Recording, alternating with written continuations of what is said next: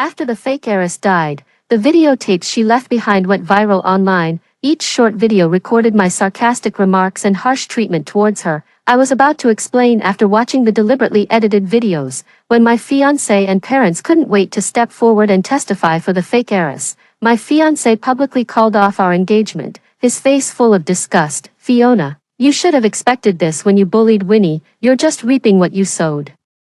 My parents tearfully accused me, "If we had known you were so vicious that you would drive Winnie to her death, we never should have brought you back." I was cyberbullied to death. After my death, my soul drifted above. I saw the grand wedding of Winnie, who had long been dead, and her fiancé held abroad, with both parents dressed in formal attire. Only then did I realize that Winnie had faked her death. When I opened my eyes again, I had returned to the day the fake heiress faked her death.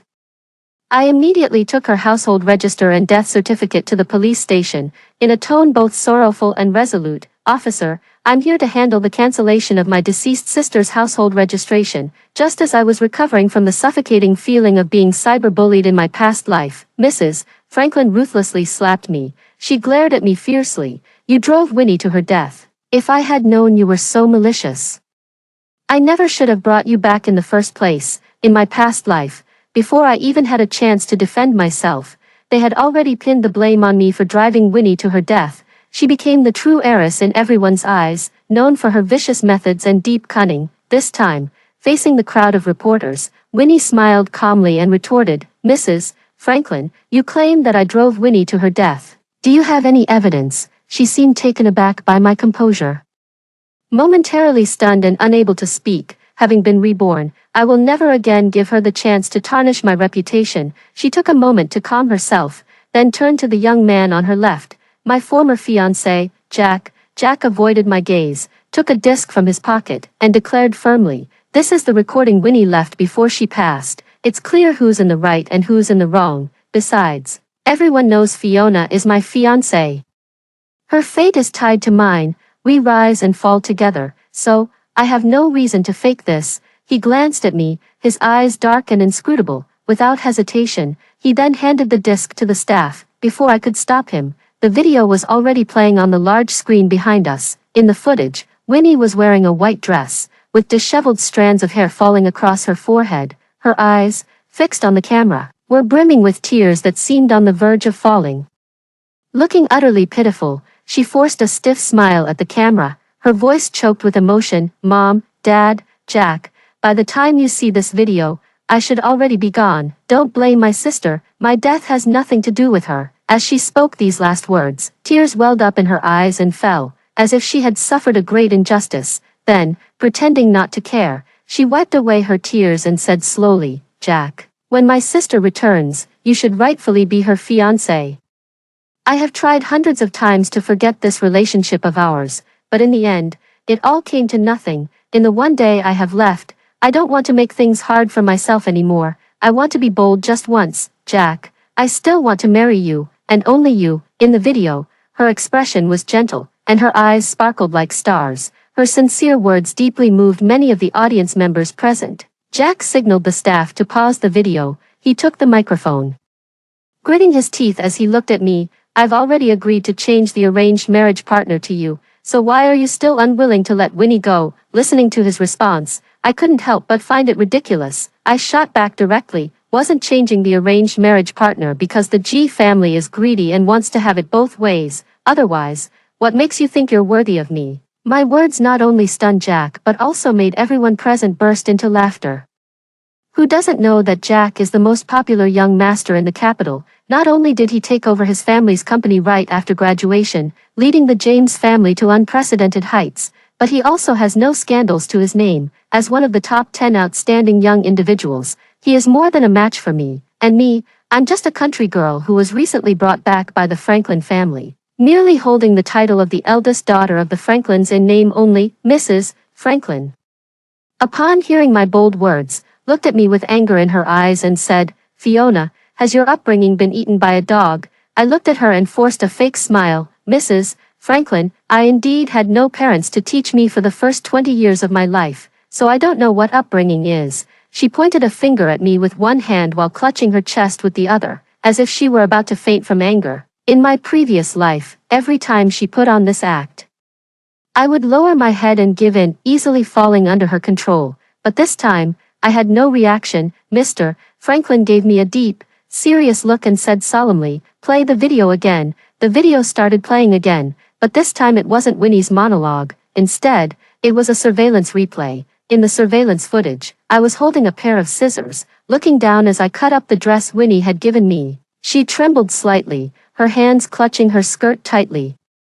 Tears falling in a continuous stream onto the ruined dress. I remained silent, but the surveillance footage stirred up memories of the past. At that time, I had just returned to the Franklin family. They had chosen Winnie's birthday to host a family recognition banquet for me, yet it seemed as though everyone had forgotten I was the main character. They only surrounded Winnie, no matter how slow I am. I realized I was being targeted. I quickly turned to Mr. and Mrs. Franklin for help, only to be met with their sarcastic remarks. As expected of a child raised in the streets, "You just can't handle the spotlight," always thinking in such a negative way. "Don't worry, we won't be short of what little you have. In the future, try to learn more from Winnie." I held back the urge to cry and hurriedly ran back to my room. Just as I had calmed down, I heard Winnie knocking at the door. She held a dress in her hand and leaned close to my ear, whispering softly, "Sister, do you still remember this dress?" I looked at the dress in her hand with confusion, and the moment I saw it clearly, my pupils involuntarily dilated. How do you have this dress?" Seeing how frightened I was, she narrowed her eyes with satisfaction, glanced at the surveillance camera, and whispered softly, "Sister, we've actually met before, at that piano competition a few years ago. This dress that made you look ridiculous was given to you by someone I sent. This is what you get for trying to steal my spotlight back then. I'm giving you this dress, so remember not to steal my spotlight tomorrow." She smiled sweetly, but her words sent a chill down my spine. When I was 16, the headmistress discovered my talent for the piano and used all her connections to get me into that competition, just so a renowned master would take me as a student. But an anonymously donated dress ruined everything. The dress split open in front of everyone, and the organizers thought I was trying to attract attention with such a stunt, so they disqualified me. All the hard work the headmistress and I had put in over nearly 2 years went to waste. I looked at the dress in my hand, turned around, went back into the room to get a pair of scissors, and directly cut it to shreds. Not long after, Mr. and Mrs. Franklin heard the commotion and came upstairs. What they saw was me with reddened eyes holding the scissors, and Winnie trembling beside me. Without waiting for me to explain, a slap, carried by the wind, landed directly on my face. My already pale face instantly turned red and swollen. While Winnie was being comforted in their arms like a victim, that wasn't enough. On the day of the banquet, to humiliate me, they hid all my clothes, only allowing me to wear Crocs, leggings, and a yellow wig. They even pretended to explain to the guests that I had refused to listen to advice, choosing to dress like a spiritual girl instead of picking from a room full of high-end luxury outfits. Their tone was both helpless and full of indulgence. They were the very picture of doting parents. Mrs. Franklin's sharp questioning snapped me out of my reverie. "Fiona, the evidence is undeniable. How do you plan to defend yourself now?" I scoffed and retorted disdainfully. "When did I ever say I intended to defend myself, Mrs. Franklin? The burden of proof lies with the accuser. You need to prove that the person in the video is me first." My arrogant attitude completely enraged the audience present. A flood of harsh words came at me, and I took out my phone to start recording, my voice firm and clear. "Every word you are now cursing at me will become evidence for my lawsuit against you for defamation and attack." The previously noisy scene instantly fell silent. See, when it comes to their own interests, they are more clear-headed than anyone else. Seeing that this tactic had no effect on me either, Mr. Franklin looked at me with deep distress. "Fiona, ever since we brought you back, Mom and I have been doing our best to make it up to you, and Winnie has been giving in to you in every way. Why are you still not satisfied? Why do you insist on harming Winnie?" I sneered inwardly. What he called making it up to me was making me wear Winnie's old clothes and sleep in the maid's room. They turned a blind eye to all the hardships Winnie put me through, treating them as jokes. Who is the one who's really not satisfied? I never intended to spare his dignity in the first place. I looked at him with a sarcastic gaze and spoke without holding back. "Mr. Franklin, isn't it a bit too late to put on an act now? I forgot to mention, Grandpa's lawyer has already contacted me. As soon as these words were spoken, the expressions of all three instantly changed. In my previous life, this lawyer had also reached out to me, saying that the late Mr. Franklin had left me a trust fund and an immeasurable inheritance abroad. I just hadn't had the chance to look into the details before they teamed up to frame me. In the end, all the inheritance went to Winnie, who had faked her death. She took over my identity and became the true heiress of the Franklin family. The reason they brought me back was that there were two conditions for claiming this inheritance. First, the granddaughter had to come of age. Second, it must be compared with the DNA left by the old man, and only if it matches the kinship can it be claimed. When Winnie went to claim it, they realized that the daughter they had raised for 20 years was not their biological child. Seeing that I was about to continue, Mr. Franklin immediately spoke up to stop me. Enough, say no more. I raised an eyebrow and looked at him. He remained silent for a moment, then picked up the microphone and addressed the crowd. Everything that happened today was a misunderstanding. Fiona did not drive Winnie to her death. Winnie took her own life out of despair. Without me having to say a word, he knew exactly what I wanted. After all, at his core, he is still a businessman. And businessmen can always weigh the pros and cons in an instant. Mrs. Franklin wanted to say something more, but Mr. Franklin directly took her away. Jack looked at me with a complicated expression, hesitating to speak. I laughed and said, Mr. James, don't tell me you're going to say your true love is actually me. He snorted coldly and left with a gloomy expression. As soon as they left, they took a large portion of the audience with them, but the reporters they had brought along did not leave. All of them looked at me with shining eyes, expecting me to continue revealing more information. I cleared my throat lightly and said to the camera, since returning to the Franklin family, I have treated Winnie as my own sister. That video from earlier must have been maliciously edited by someone. I am also very sad to hear that my sister has passed away, but there is still something important I must do now. I will personally handle the cancellation of her household registration to ensure no one can misuse her identity for wrongdoing. I returned to the Franklin residence with a group of reporters. In the previous life, to make Winnie's fake death more convincing, Mr. and Mrs. Franklin specifically obtained a death certificate for her. It was this death certificate that blocked all the paths for me to prove my innocence. Whenever I pointed out anything suspicious, Mrs. Franklin would scream at me.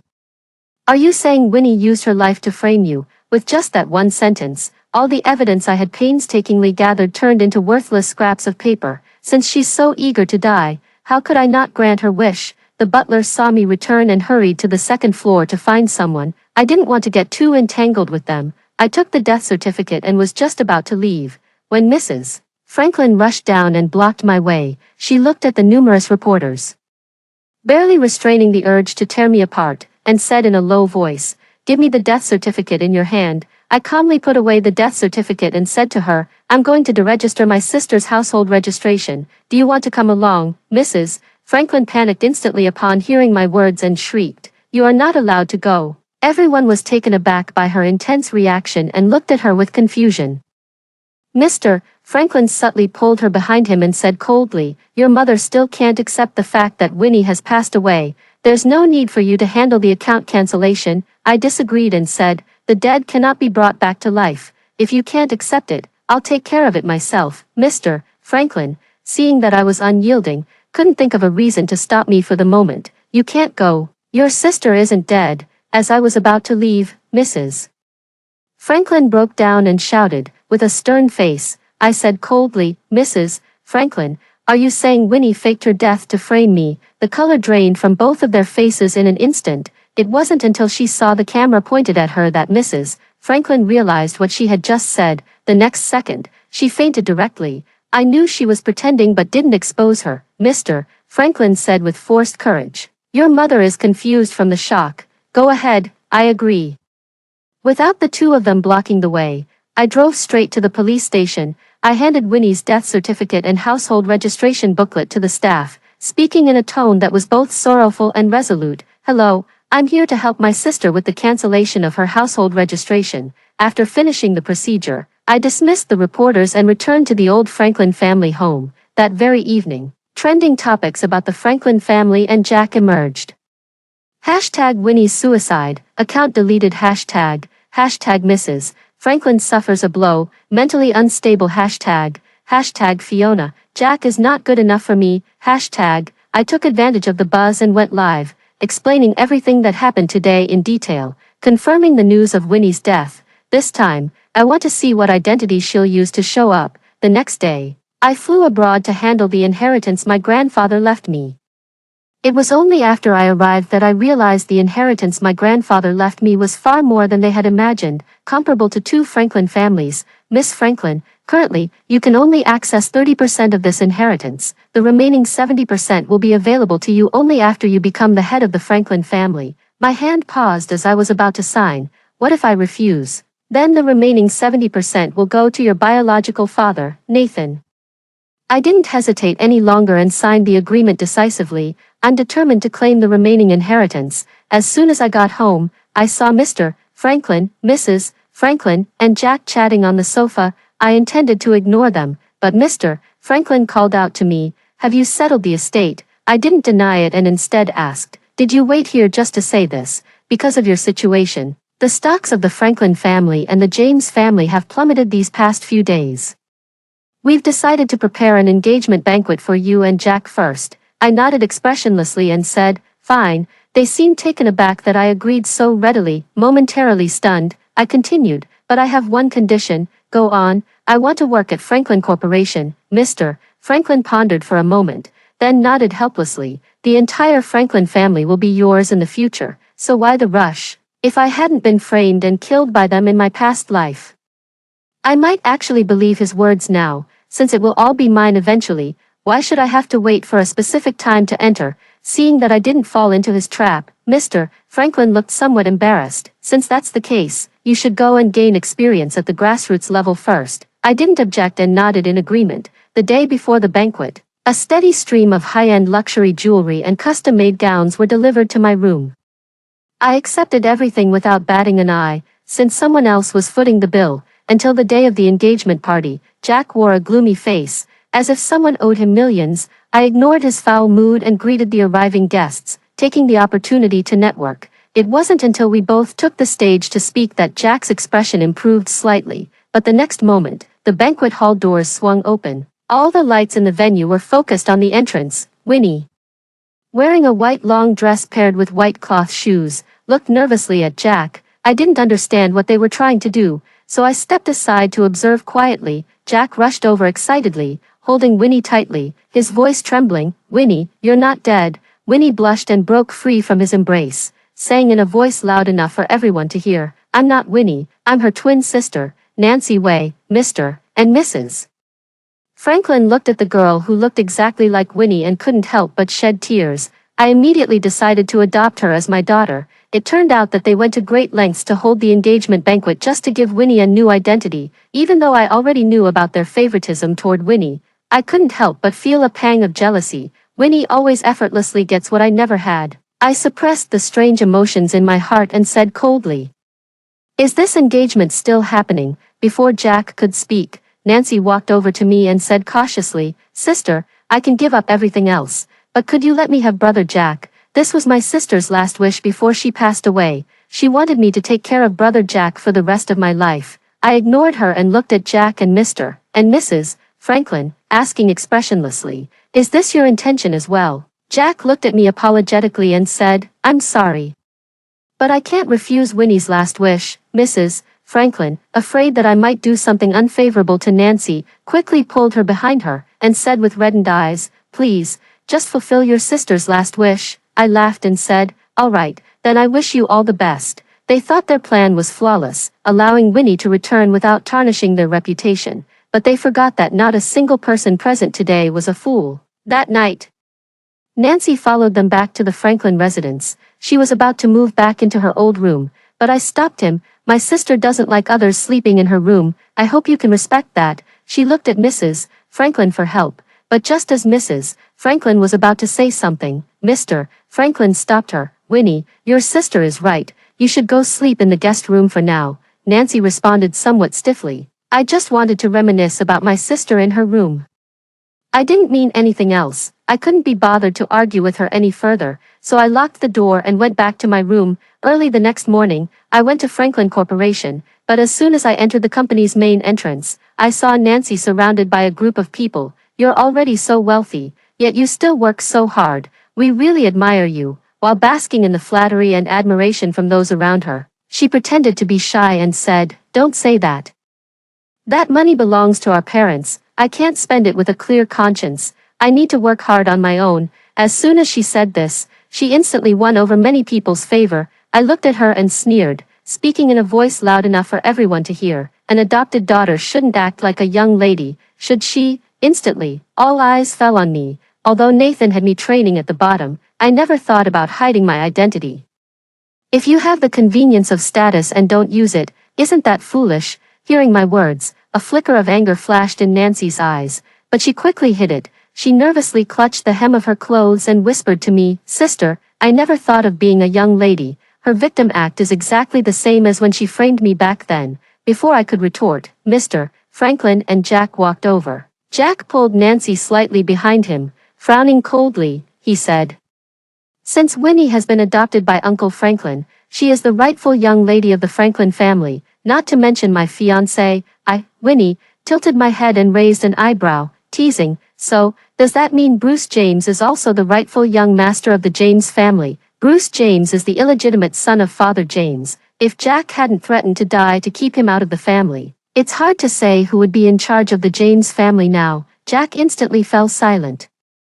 Unable to utter a word of rebuttal, seeing the two at a disadvantage, Nathan immediately stepped in to intervene. "All right, since I've acknowledged Winnie as my daughter, she is now my biological daughter and has the same inheritance rights as you. Moreover, positions in the Franklin family are based on merit. Whoever is capable should be the leader." Nathan's words were very fair, leaving no room for criticism. Ignoring the provocation in Nancy Way's eyes, I spoke up. "Since we're talking about fair competition, shouldn't we establish a set of assessment criteria?" Nathan glanced at me and said in a deep voice, "Come to the top floor for a meeting." I followed him calmly, while Nancy kept her head down, dutifully playing the role of the scapegoat. It wasn't until she stepped into the elevator that she dropped her overly cautious demeanor. She looked at me smugly and said, "Even if you are the biological daughter of the Franklin family, you still can't compete with me." I glanced her up and down and chuckled lightly. "You forgot, I don't need to compete. My grandfather has already left me more wealth than I could ever spend." Her face instantly turned pale, and before stepping out of the elevator, she threw out a harsh remark. "Fiona, don't get too cocky. Everything you have now will be mine in the future." She and I entered the conference room one after the other. The conference room was filled with people. Mr. Franklin, sitting at the head of the table, looked at us and introduced, "These are all the directors and senior leaders of Franklin Corporation. Please introduce yourselves first." Nancy seemed well prepared, introducing herself with wit and humor, which won the favor of many people present. She even tried to get closer to a few senior board members, flattering them by saying, "I've long heard of the reputations of you uncles and have always admired you. I hope you can guide me more in the future." I snorted coldly and bluntly exposed her. "You just became Franklin's adopted daughter a few days ago, and you've already investigated the board members." After hearing my words, the smiles on the faces of the board members instantly faded, and they all looked at Nancy with suspicion, waiting for an explanation. Nancy was slightly flustered for a moment and explained dryly, "No, I just did my homework in advance." "Homework? I just found out about this meeting." "Could it be that you knew about it long ago?" Mr. Franklin, who had just been brazenly talking about fair competition, couldn't sit still any longer. He cleared his throat and said, "All right, I was the one who told Winnie. She's only been with the Franklin family for a few days, and I asked her to get to know everyone. I didn't expect her to be so attentive and remember everything." Words that seem like praise actually belittled me. "It's really biased." Nancy looked at me with a feigned expression and said, "I was just showing off earlier and made my sister unhappy. Let my sister introduce herself instead." I wasn't the least bit nervous. The inheritance my grandfather left me wasn't just wealth. It also included a personnel directory, which contained all the directors who had helped my grandfather build his empire. Their habits, preferences, and even some little-known secrets were all recorded in detail. However, these directors have already semi-retired, so naturally, they did not attend today's meeting. I looked at everyone and introduced myself simply, "Hello, I am the designated successor of the old Mr. Franklin, and also the only biological daughter of the Franklin family, Fiona." As soon as the words, "designated successor," were spoken, the entire conference room fell silent. This introduction is like a slap in the face to Nathan. He interrupted me with a dark expression. You are both my daughters. So you must compete fairly. Whoever secures the partnership with the TS Group within a month will be the heir. The current CEO looked at me and then at Nancy Wei, speaking up to advise, President Franklin, the TS Group has never collaborated with any domestic company before. This might be a bit challenging for the two young ladies. Nathan waved his hand to stop him. If the successor can't even handle this much pressure, what kind of successor is he? Seeing his firm attitude, the CEO didn't say anything more. After the meeting, Nancy left with Jack, who had been waiting downstairs. Before leaving, she gave me a provocative glance. As if she wasn't the least bit worried about losing, I went back and spent the whole night searching for information about TS Group, but there was surprisingly little about it online. Upon seeing this, I immediately set out overnight and flew directly to the country where TS Group is located, planning to investigate on-site. I stared at the palace-like building in front of me, feeling lost. From its appearance alone, TS Group clearly had immense wealth and resources, making it seem unnecessary for them to collaborate with others. I want to go undercover as an employee, but TS Group takes 2 months from the interview to the hiring process, which is simply too slow. Just as I was overwhelmed with anxiety, someone tapped me on the shoulder from behind. I turned around, and against the light, I saw a young man whose eyes and eyebrows looked strikingly similar to Jack's. He had a gentle aura about him, yet there was a hint of aloofness. With just one glance, I guessed his identity and said slowly, Bruce James. He laughed freely and nodded silently, as expected of the one chosen by the old Mr. Franklin.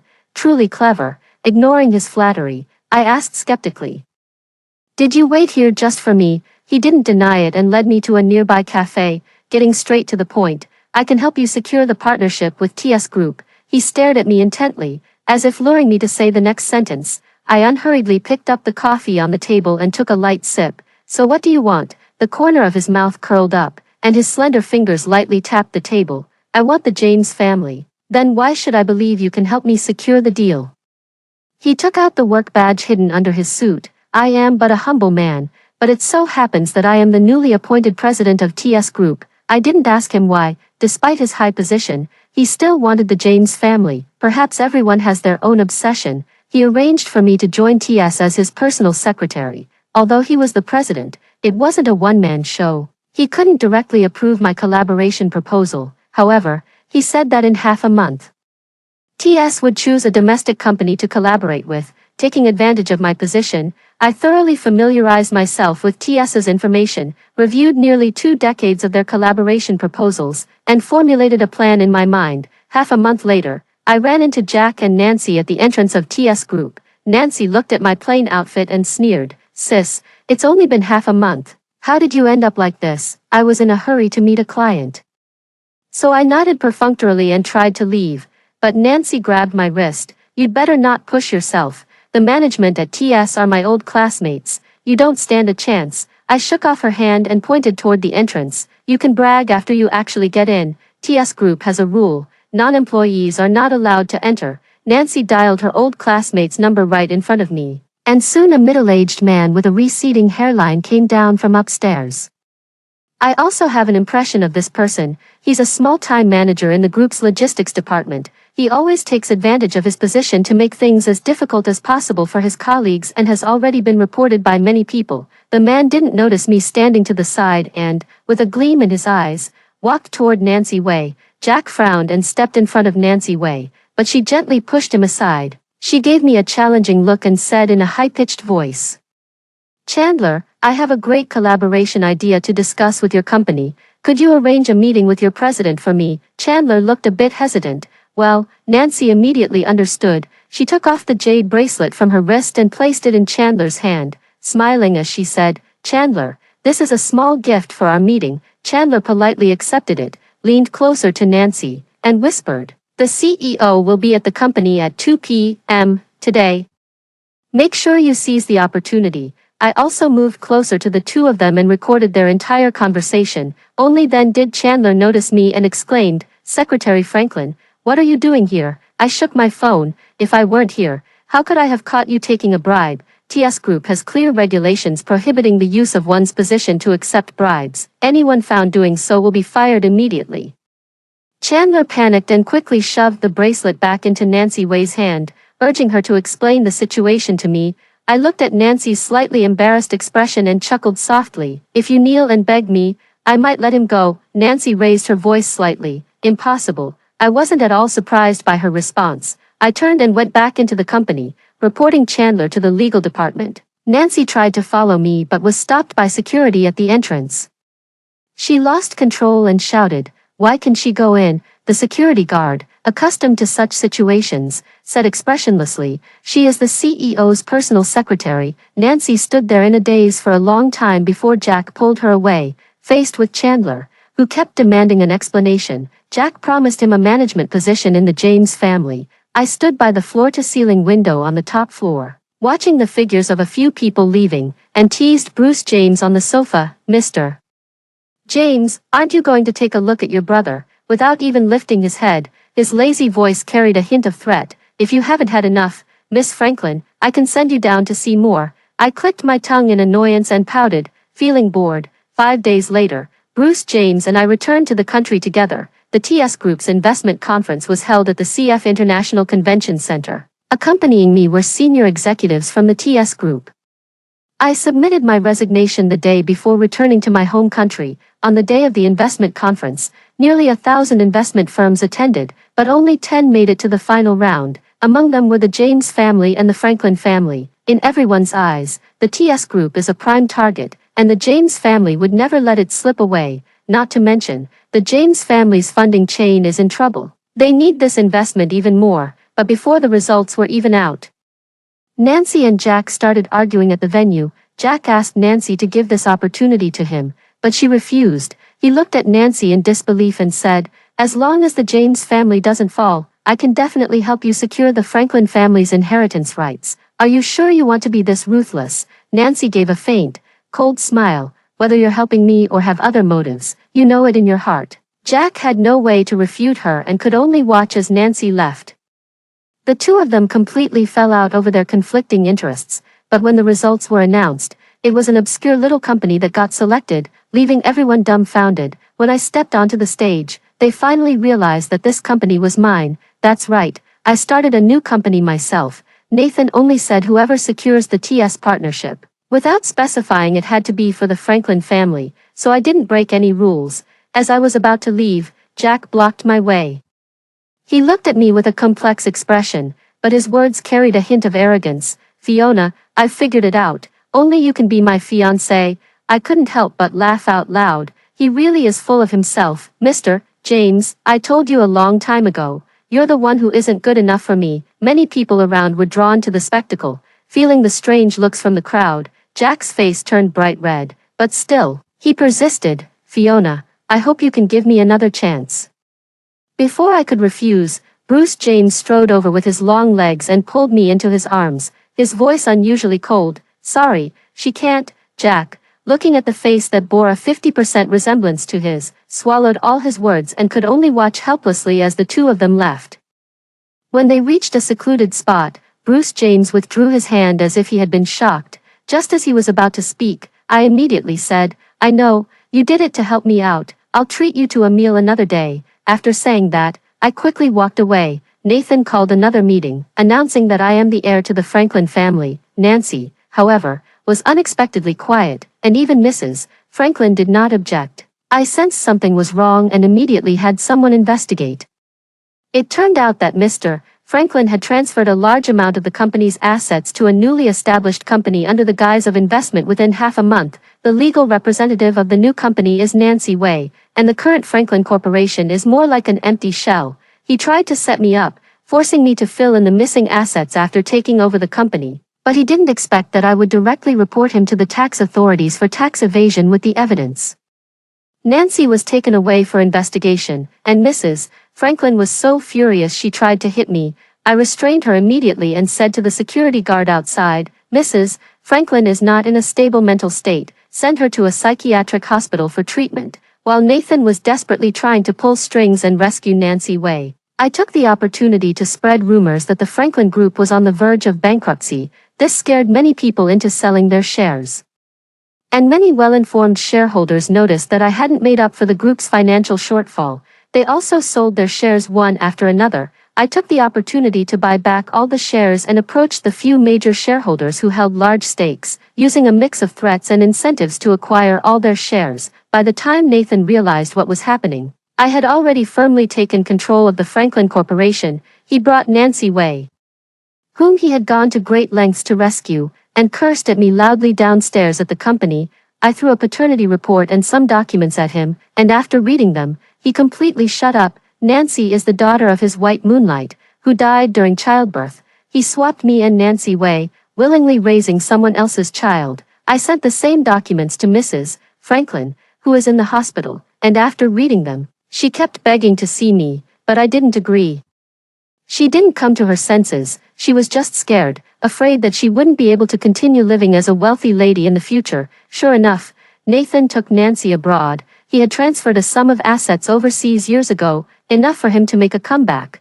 But I didn't give him that chance. After luring him into investing in several shell companies, he eventually lost all his money. The James family faced bankruptcy, and Jack had to step in to arrange a marriage alliance. However, his affair with Nancy had already become widely known. No one was willing to marry him, and surprisingly, he didn't bother me again. The James family was eventually acquired by an overseas company, with Bruce James as its legal representative. The last time I saw Bruce James was at that investment conference a year ago, and I never reached out to him again after that. My thoughts were interrupted by the ringing of my phone, and I answered the call. A deep voice came from the other end.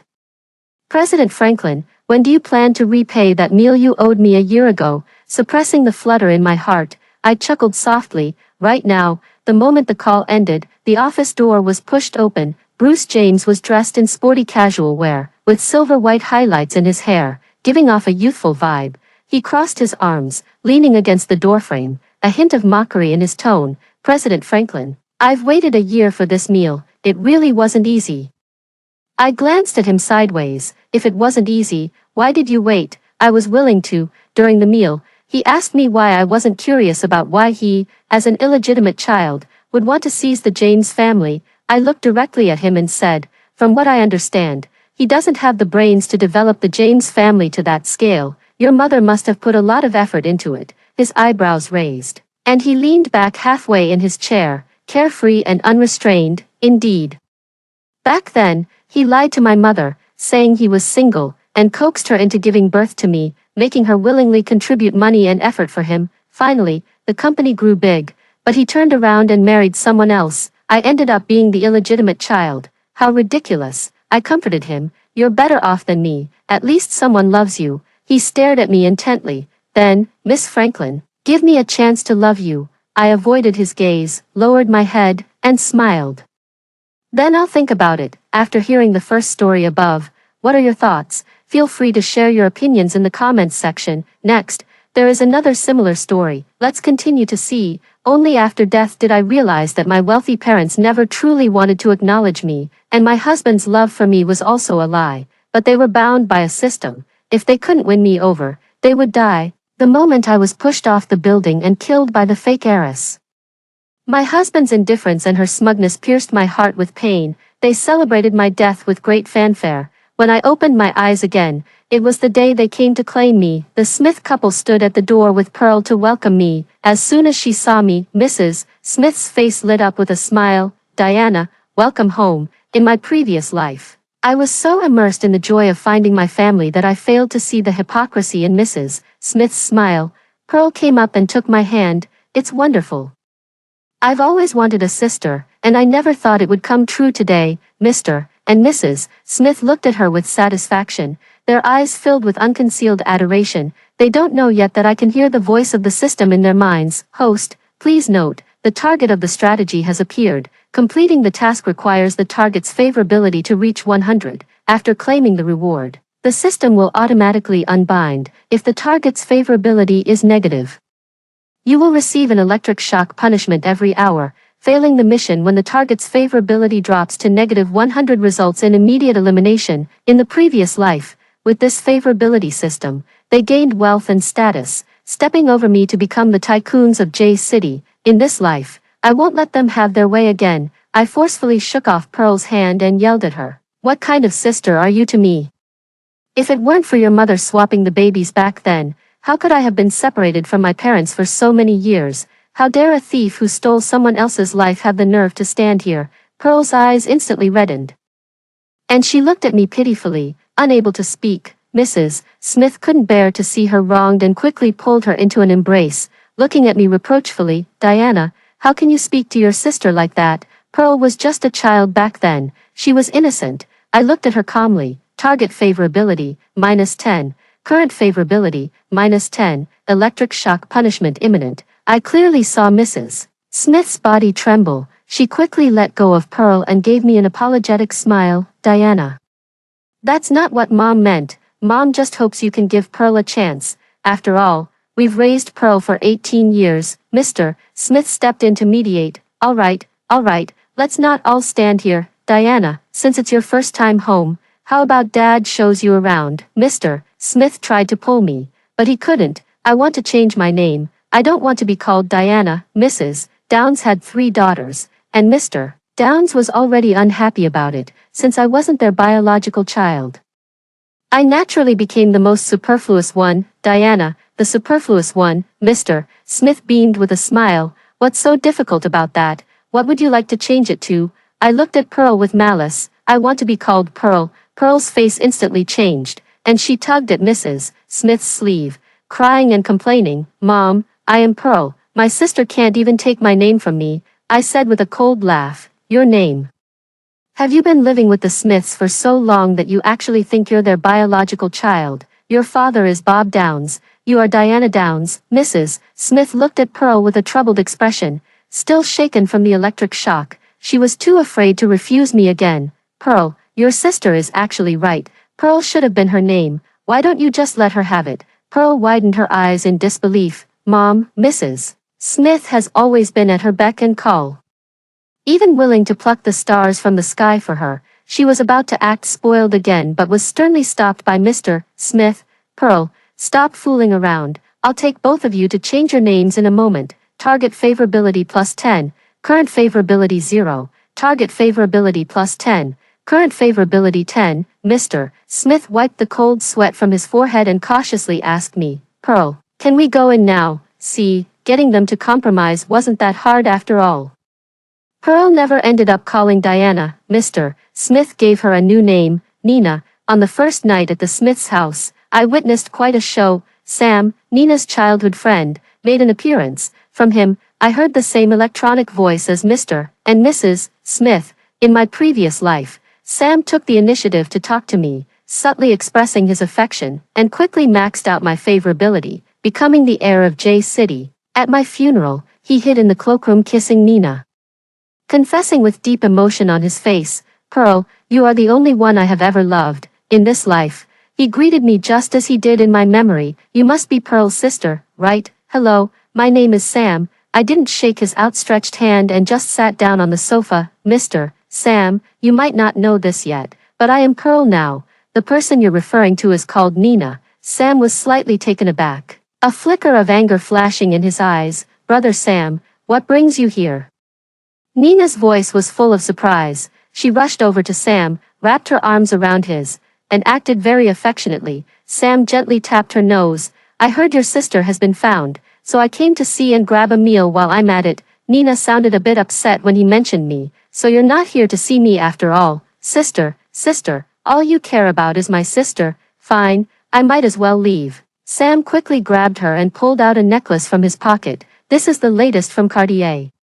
I bought it as soon as it was released. Tell me, who do you think I had in mind? A faint blush appeared on Nina's face as she coyly asked Sam to put it on for her, casting a provocative glance at me. Target favorability, -20. Current favorability, -20. Lightning strike punishment imminent. Sam's hand paused, and he looked at me in disbelief. Pearl, before he could finish his sentence, he shuddered, a pained expression appearing on his face. In my previous life, due to a lack of love, I obeyed Sam's every command, and he easily won me over with small favors. But in this life, I am no longer a love-struck fool waiting for affection. I watched him quietly. Sam, I want this necklace too, Nina screamed instinctively. Impossible. Brother Sam, you wouldn't do that, right? Sam nodded. This is a gift I'm giving you. I won't. target favorability, -20, current favorability, -40. About to undergo the 10,000 needles piercing the heart punishment, Sam, trembling in pain, suddenly reached out and snatched the necklace from Nina's neck. Sorry, Nina, let your sister have this one for now. I'll get you a better one tomorrow. I promise I will. Sam pulled too hastily, his nails scratching Nina's neck, drawing a few drops of blood. Pearl clutched her neck and cried out loudly, Why are all of you treating me like this? Sam wanted to comfort her but was pushed away. He clenched his fist, then relaxed it, and finally forced a smile at me. Pearl, I'm giving you this necklace. Are you feeling a little happier now? Target favorability +1, current favorability is -39, favorability remains negative, please improve it as soon as possible. Host, Sam's face twitched, his smile growing increasingly forced. I twirled the necklace around my index finger. Thanks. After dinner, I went upstairs. Mrs. Smith eagerly pulled me toward the room. Pearl, this is the room we prepared for you. Do you like it? Sure enough, it's the same old trick from the previous life. The room they prepared for me used to be the servants' quarters, where sunlight couldn't even reach during the day. Now it's just been hastily renovated, and the smell of formaldehyde hasn't even dissipated yet. In my previous life, I genuinely regarded them as family and moved into this room with a heart full of gratitude, thinking that doing so would earn me their love. But in the end, I ended up dying with my eyes wide open. This time, I chose to refuse. Who would want to live in such a small room? I think Nina's room is quite nice. I want that one. Before Nina could react, Mr. Smith agreed. All right, target favorability +10, current favorability, 10. Please keep up the good work. Mr. Smith breathed a sigh of relief, quickly pulling Mrs. Smith and Nina away, afraid that staying longer might cause the favorability to change again. The night was already deep, but I still hadn't fallen asleep. I tiptoed to Mr. and Mrs. Smith's room. Nina was sleeping with them tonight, unexpectedly. Sam was there too. Nina was crying. Why does my sister get everything as soon as she arrives? You don't love me at all. Names, necklaces, even my room. She took everything from me. You said I was your only precious one.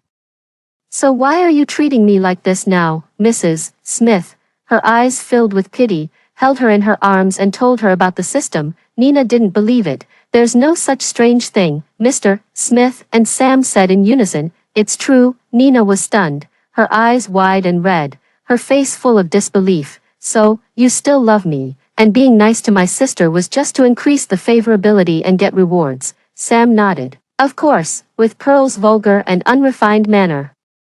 How could we possibly like her? Nina, you are the treasure of our hearts. Mr. Smith chimed in as well. A wild girl raised in a remote and impoverished place, not even comparable to one of Nina's toes. Just give her a little treat and she'll be easily won over. Mrs. Smith patted Nina on the back and made a promise to her. You are our precious daughter. If it weren't for the system's requirements, how could we bear to let you suffer? Once the mission is completed, you can do whatever you want to Pearl. Nina smiled through her tears. Watching this scene, I don't feel the slightest bit of sadness. In my previous life, they would give me a few of Nina's unwanted clothes and jewelry, and I would be so moved that I fell into the emotional trap, willingly offering up points of favorability. Now, in this life, as I look back, I realize that not a single person in the Smith family or Sam had any respect for me.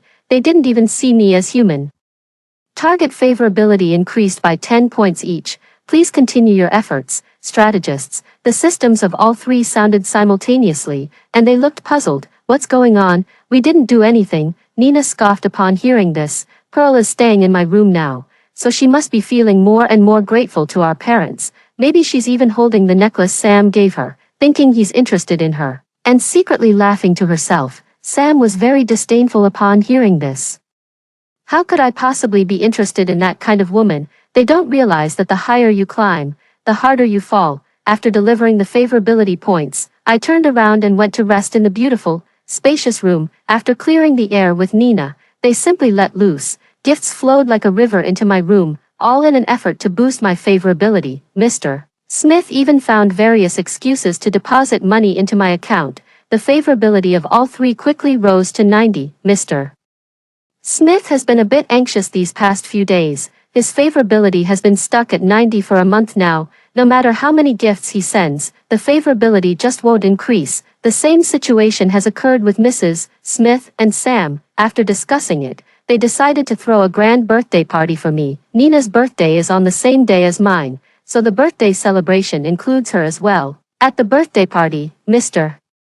Smith publicly announced my identity and gave me an expensive birthday gift, smiling at me warmly. In my previous life, the Smith family never acknowledged me from start to finish, and Nina even told everyone that I was her servant. Those wealthy young ladies believed her and treated me like a dog. The things bought while shopping, the bags too heavy to carry, all were hung on me, and when they were in a bad mood, they even laid hands on me, for the sake of what I thought was family. I endured it all, striving to be the sensible child they wanted. Then, as soon as the plan succeeded, they kicked me aside. Until the day I died, I never received a single ounce of their love. This time, I chose to raise the champagne glass in my hand and pour every last drop of it onto Nina's head. Nina let out a scream. "Ah, what are you doing?" Her exquisite makeup was completely ruined, and she looked utterly disheveled. I calmly handed the wine glass to the waiter and looked at her as I spoke. "Since Dad has already said that I am the biological daughter of the Smith family, and you, an imposter, have taken my identity for so many years, shouldn't I punish you a little?" Many pairs of eyes turned to Mr. Smith. Mr. Smith is famously a doting father who never dares to raise his voice when speaking to her. Now that I've bullied Nina in public, what will he do? Mr. Smith's veins bulged on his forehead. He was about to lose his temper when the system's voice suddenly rang out. Target favorability, -10. Current favorability, 80. Target favorability, -30. Current favorability, 50. Target favorability, -30. Current favorability, 20. Warning, a significant drop in target favorability detected. Please take action as soon as possible. Host, the rapid drop in favorability alarmed Mr. Smith. He could no longer care about Nina and rushed down to hold me in his arms. "Pearl, you are my only daughter. Whatever you do, Daddy will support you." Nina and the guests were dumbfounded. Only Mr. Smith breathed a sigh of relief upon hearing that the favorability rating had stopped dropping. In my previous life, after I died, I heard Mr. Smith praise Nina, commending her for being sensible and helping her father get rid of a bothersome nuisance, saying that Nina was his favorite daughter. But now, to save his own skin, he didn't hesitate to embarrass Nina in public. The favorability that was painstakingly built with money has plummeted all at once, and Mr. Smith's gaze toward Nina now carries a hint of anger. "Nina, today is Pearl's birthday party. Please leave. Target favorability +5, current favorability 25. Please keep up the good work." Mr. Smith's expression shifted. "It's working," he continued to speak. "You've been taking what belongs to Pearl all these years. It's time to return it. Move out of the Smith's house tomorrow. Target favorability +5. Current favorability 30. Please keep up the good work." Mr. Smith accidentally discovered a way to increase favorability and began saying harsh words to Nina. His favorability has finally returned to 90. Mrs. Smith couldn't stand it anymore and came over to pull him away. "Honey, aren't you being a bit too harsh?" I looked at Mrs. Smith.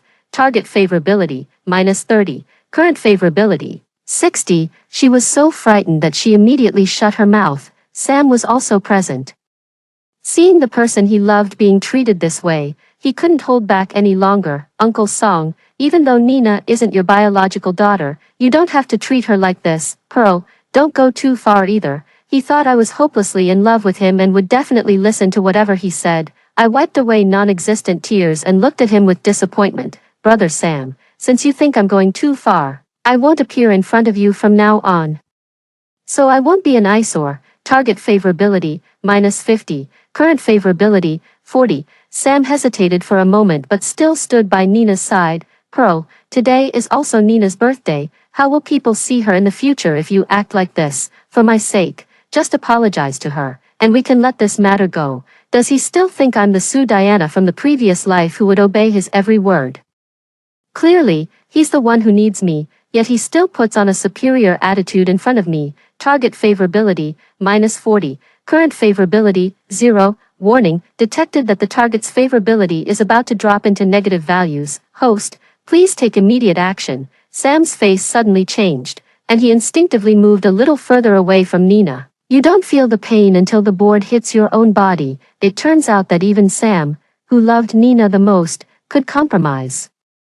Sam's tone was somewhat ingratiating. Pearl, I was wrong. Today you're the main character, and I didn't want to make you unhappy. Please don't be angry, okay? My gaze drifted toward Nina. Sam understood and led her out. I'm taking Nina outside for some fresh air. You enjoy the celebration. Nina, having been betrayed repeatedly, was very emotional and yelled at me. Pearl, do you think you've won? If it weren't for that damn system. Sam quickly covered her mouth and dragged her away.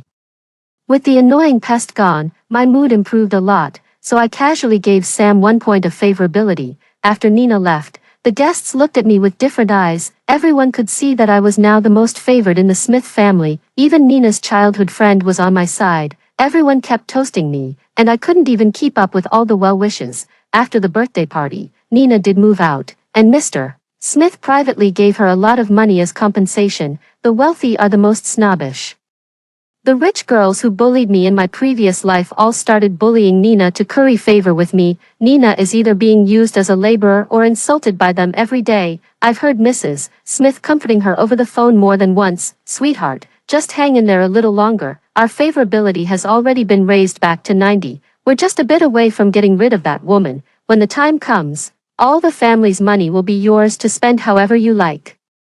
I'll talk to those kids' mothers and tell them not to bother you anymore. I slowly walked downstairs. Mom, were you talking to someone? Mrs. Smith hurriedly hung up the phone. Darling, Pearl, why did you come down? Mom, the way you said that, did I disturb you? Mrs. Smith forced a loving smile. Of course not. Sweetheart, are you going out with Sam? Do you have enough money? Let me send you some. After this period of exploration, they have come to realize that, aside from bullying Nina, my favorite thing is receiving money. I put on an embarrassed expression. Thank you, Mom. Mrs. Smith waved her hand and transferred $1 million to me. Seeing that the intimacy level didn't budge, she looked a bit disappointed, but she quickly adjusted her mood and smiled as she gave me some advice.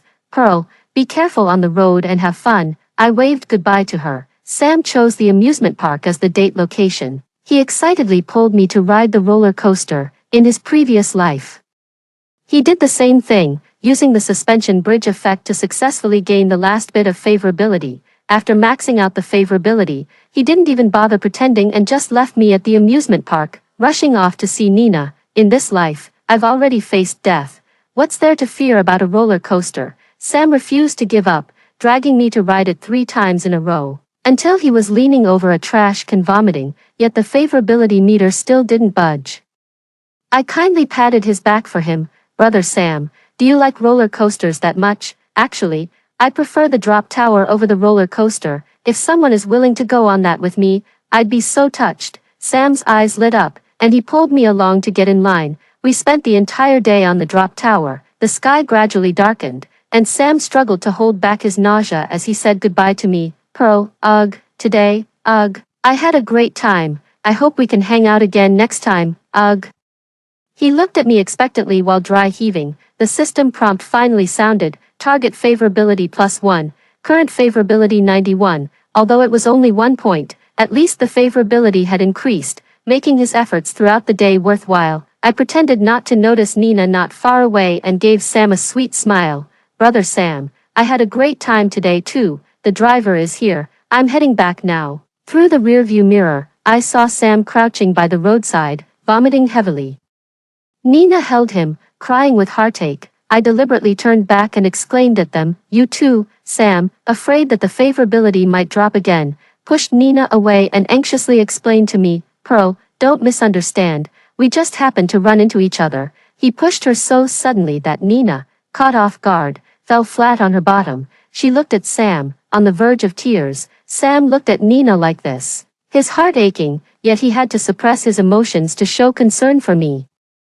"Pearl, why are you back? Did you forget something?" I smiled shyly. "Brother Sam, I left in such a hurry earlier that I forgot to give you a goodbye kiss. Can I make it up to you now?" Pearl screamed. "No, Brother Sam, you can't kiss her." I kicked her to the ground. "Who do you think you are, daring to order Brother Sam around? Could it be that you like Brother Sam?" I put my hands on my hips and looked at Sam. "Brother Sam, tell me, choose me or her." Sam's expression changed repeatedly, and he finally squeezed out a few words through gritted teeth. "Of course I choose you, Pearl." I looked at Nina triumphantly. Nina's face turned pale, and large teardrops rolled down her cheeks. Even though she knew Sam had no choice but to answer that way, she couldn't help but feel sad. I grabbed Sam by the collar in front of her and pressed my lips to his. Sam instinctively stepped back.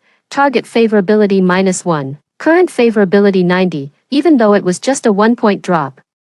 It was enough to make Sam freeze. He let out a deep sigh, closed his eyes, and leaned in toward me. Nina watched us, her eyes wide with fury. Before she could rush over and pull me away, I turned my face aside. Sam opened his eyes, looking somewhat puzzled. I covered my nose and asked, "Brother Sam, did you just throw up? There's a smell in your mouth." Sam's face instantly turned red, and he even seemed a bit flustered. I took half a step back, though I didn't say it outright.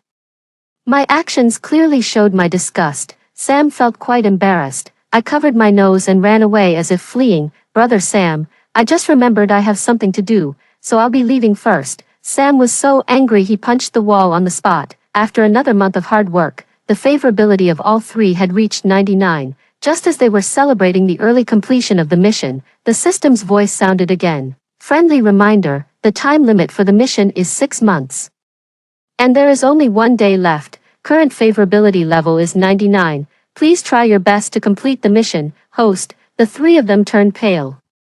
And Mr. Smith was the first to curse. "Damn it, why is there a time limit? Why wasn't this mentioned from the start?" The system paid no attention to him. Sam was the first to calm down, soothing the furious Mr. Smith and the panicked Mrs. Smith, and began to think of a plan. "Over the past 6 months, we've tried every method, but the favorability points have been increasing slower and slower as time goes on. To increase the favorability by 1 point within a day. There's only one last method left." Mrs. Smith asked him with a trembling voice. "What method?" Sam's eyes revealed determination. "I'm marrying her." Early in the morning, I received Sam's invitation, saying he had a surprise for me. The date was set at Blue Bay. The name Blue Bay wasn't unfamiliar to me. In my previous life, it was there that Sam proposed to me. Mr. and Mrs. Smith offered me their blessings, and I was so moved that my affection level instantly soared past 100. It was there that Nina suddenly rushed out and pushed me down the stairs right in front of them. The family, who had been warm and affectionate just moments before, instantly changed their demeanor, coldly watching me die without even calling an ambulance for me. In this life, as soon as I saw this address, I immediately hired 4 bodyguards. Over the past 6 months, I've liquidated all the jewelry I received, and my account balance has reached 8 figures.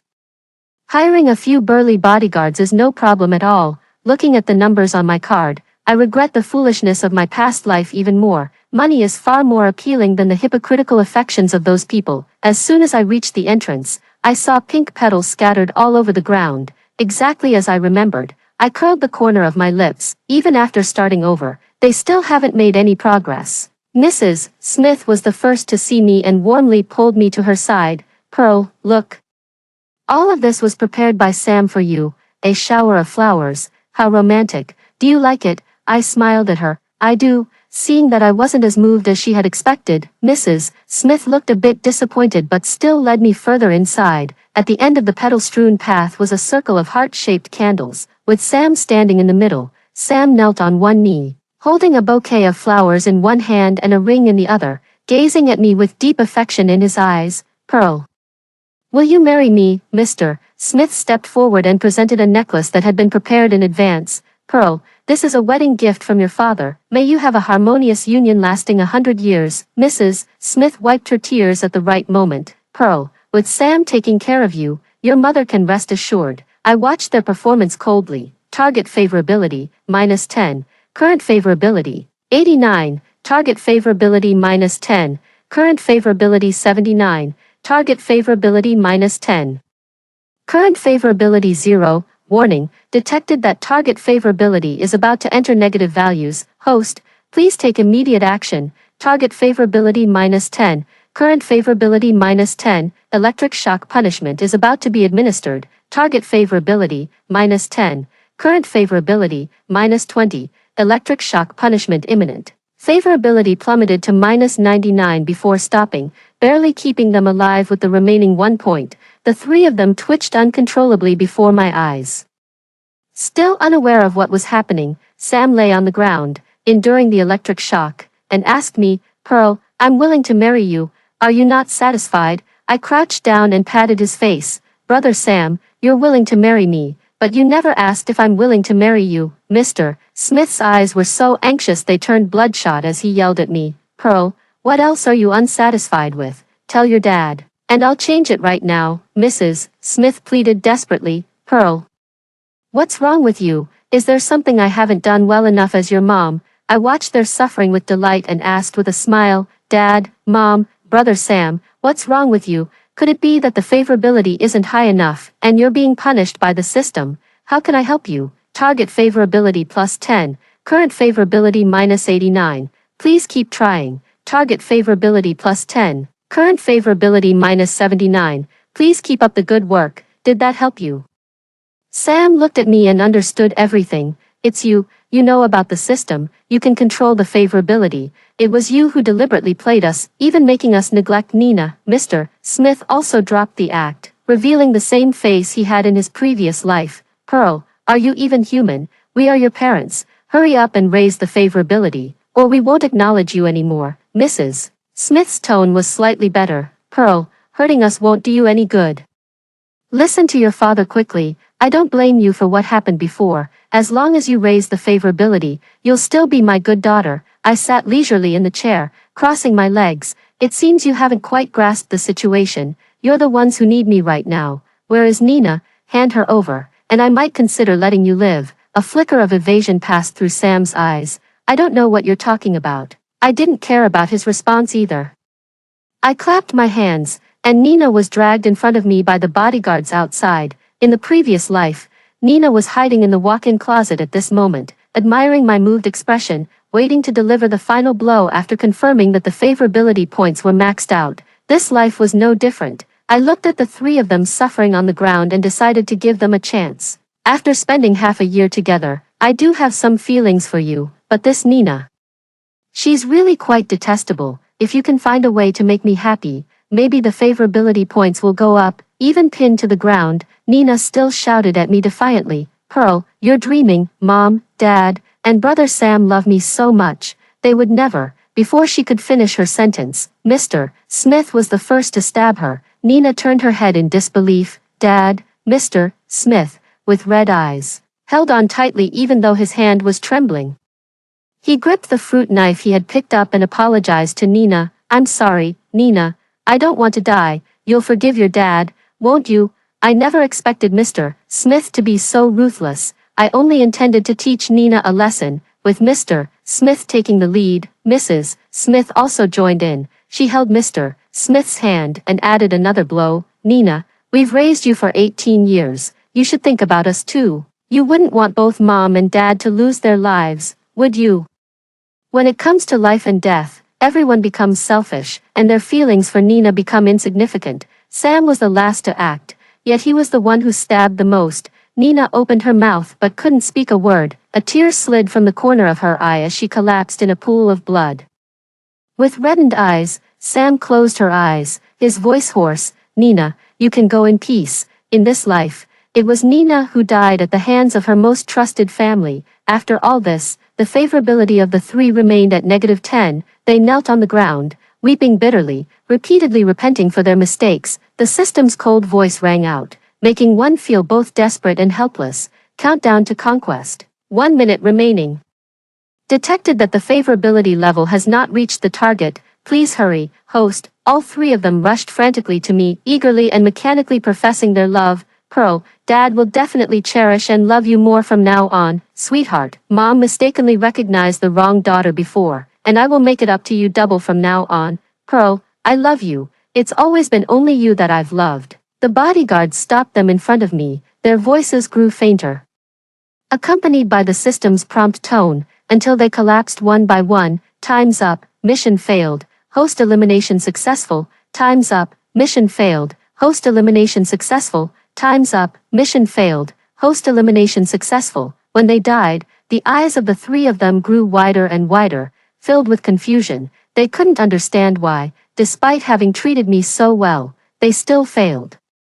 They didn't know that the experiences of my past life made me realize they never loved me. In this life, I don't love them either. Therefore, no matter how much they give me, the favorability can never reach 100. The final outcome of failure and death was caused by themselves. An electronic voice sounded in my mind, detected that all targets of revenge have died.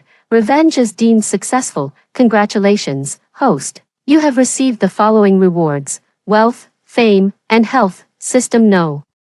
013, wishing you a pleasant life. After hearing the two stories above, what are your thoughts? Feel free to share your opinions in the comments section. Looking forward to hearing from you. If you liked this story, don't forget to like it, share it, and subscribe to my channel. See you next time.